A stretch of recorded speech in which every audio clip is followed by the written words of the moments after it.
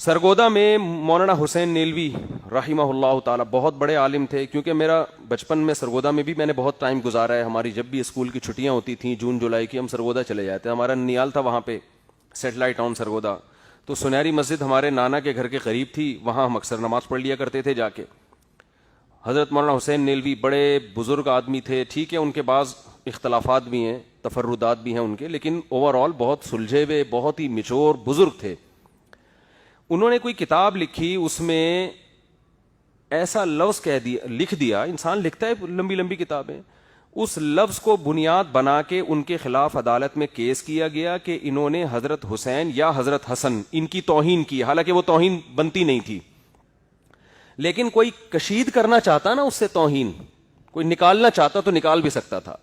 جج چونکہ وہ پہلے سے ہی, بعض دفعہ جج بھی اپنی وہ دشمنی نکال رہے ہوتے ہیں, اس نے اہل بیت کی توہین کا کیس بنا کے مولانا حسین نیلوی صاحب کو جیل میں بند کر دیا اور ان کا جنازہ جیل سے اٹھائے.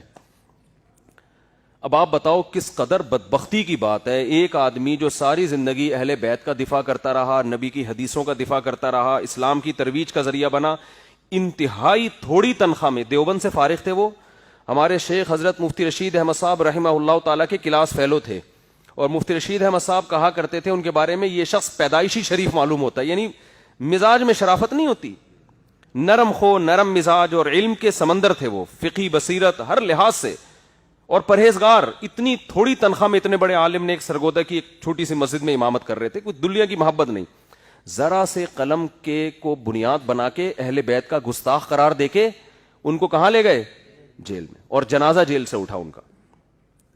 تو میں جب 8ویں کلاس میں پڑھا کرتا تھا, کیونکہ میں تو یہ سب چیزیں بہت عرصے سے دیکھ رہا ہوں نا, اس وقت سے میں یہ کہہ رہا تھا کہ مذہبی حلقے کو بھرپور آواز اٹھانی چاہیے کہ اس مسئلے کو واضح کریں کہ قتل کرے گا کون.